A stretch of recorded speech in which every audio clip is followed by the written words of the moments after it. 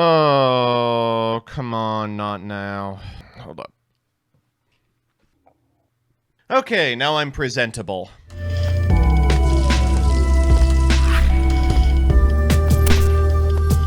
Hey everybody, Joseph Rothschild here, aka MBT, and of course it would come out today. Of course it would come out today. I've got 4 scheduled videos, Monday, Tuesday, Wednesday, Thursday, many with integrations I can't waffle on, but of course it would come out today. The absolute worst time it could, the day after the Chalice Lime.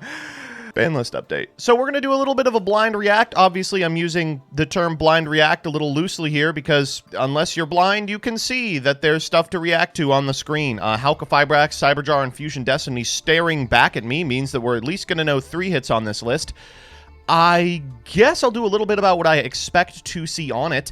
I actually really like the current format. I think that Sprite and Tier Limit are fun decks, and while they are better than everything else, there's a lot of interplay between them. The games are very grindy. They're back and forth. The better player usually wins, which is not something you can often say about Yu-Gi-Oh! I would just like to see some of the really powerful spells and traps removed from the format. I think that, like, Mystic Mind sucks, of course. Super Polymerization sucks.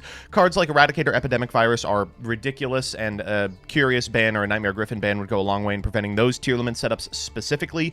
We could see a card removed from some of the top decks. Snow, I would like back on the ban list.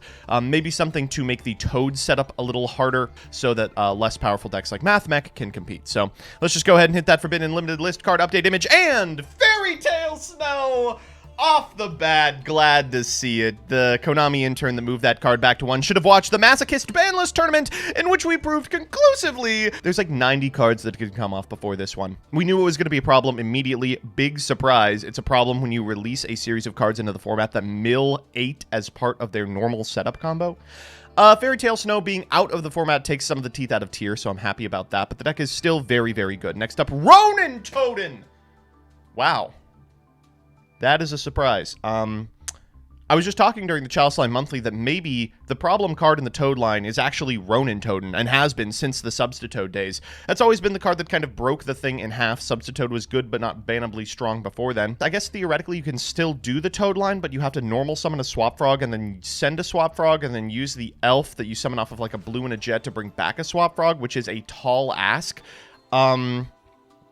Yeah, I guess happy to see this go, but it's definitely going to decrease the power level of Sprite a lot, so I hope that comparatively good stuff is gone in Tier. Halka Fibrax. This card is not doing a lot in the current metagame. It is played in some of the top decks, but not all of the time, and basically only for very specific setup combos or extension. I think that this card is going to be a problem in the future. However, it's going to restrict design space for tuners basically until the day it is banned, so I am glad to see it go. Even under the top 2 decks, best decks like 5, 6, and 7 could always commit to like a Scythe line that was just unbelievably unfun to play against, and I'm so glad that that's probably not going to be a part of Yu-Gi-Oh! Moving forward. Chaos Ruler, the Chaotic Demonic Dragon. Sad day for my zombie individuals, but this is a card that always had a lifespan. You can't print a card this good that says basically add a card from your deck to your hand, provided you're on a light or dark strategy, and mill 5 into a card game as broken as Yu-Gi-Oh!, where the graveyard is functionally just a second hand.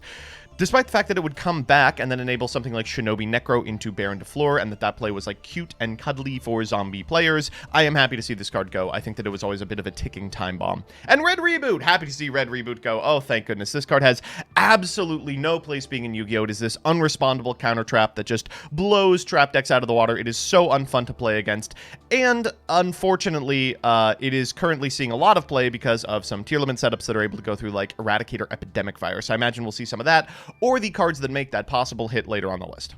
Limited, Blackwing Steam the Cloak, completely fine with no Hulk. Cyberjar, hilarious. Mecha Phantom Beast O-Lion, completely fine with no Hulk and no Auroradon. Substitoad, probably okay with no Ronin Totem, but I could be wrong. It's a very powerful card. I mean, it was played prior to the release of Ronin Totem in Edison Fish OTK decks. I just don't think that Coelacanth is really where you want to be. If it was, then Goatee would be the best deck. Spellbook of Judgment, completely fine at 1. I have changed my tune on this one after playing with it in Master Duel. Boy, oh boy, is that card mid. And a Pointer of the Red Lotus. Weird one. I play a Pointer of the Red Lotus in my decks. I think that it's extremely powerful. Not only is the Thoughtseize effect extremely good, but playing with Perfect Information in a format where you have like very targeted pieces of interaction. You've made a sprite board with like potentially 2 Toad negates, and then like a red or a carrot. Knowing specifically what you have to stop or negate is really important, and a Pointer of the Red Lotus is a way that you can always do that with almost no cost to yourself. I am happy to see this card gone. It is not very fun to play with. Oh, nothing on the semi-limited list. That's really good news. I really do not like the semi-limited list. I think it should be the Malicious Holding Zone. For unlimited, we have Dynamite Knight, the True Draco Fighter. This card's completely fine at 3. Cyber Angel Ben 10. Ooh, I don't know. I guess I'm of 2 minds about this. While I don't think that it increases the ceiling too much on Drytron setups, Drytron is a kind of playable deck, especially at the Rogue level, and I don't like the stuff it does, so I would still like to see this card at 1, but who knows. Shooting Riser Dragon, thank goodness. This was one of the most baffling hits in modern memory. They put this to 1 last format for a reason that no one could understand. Like, the Shooting Riser setups that were possible because of the weird adventure Verte format that we were in like 6 months ago were completely doable with 1 copy. In fact, people were really only playing 1 copy anyway, so no one really understood why it was put to 1, but I guess you can put it to 3 now that Halka-Fibrax is banned. Sure. Fusion Destiny! Oh, thank God. I'm so happy about this. As a hero player, it does my heart good to see that only the true heroes will be able to play this deck. And Sky Striker gets it as well. Of course, this card is not particularly powerful without Verte Anaconda, so happy to see it back at its correct number. Nadir's Servant at 3. This was a very strange one. They put Nadir's Servant to 2. No idea why, because the decks that played Nadir's Servant weren't doing particularly well. But now it's going back to 3 at a time when it's kind of Mobilize Engage, in Fluanderies specifically, because you can send Garua. Trickstar Light Stage back to 3. This actually does have implications in Sprite. It's going to make back row against Sprite a lot worse if it's not chainable. They're going to play it in order to go into Trickstar Lilybell, and at a time in which we've actually just lost one of the starters in Sprite, I think that it will probably become a pretty consistent inclusion in the list, and Wall of Revealing Light completely fine at 3.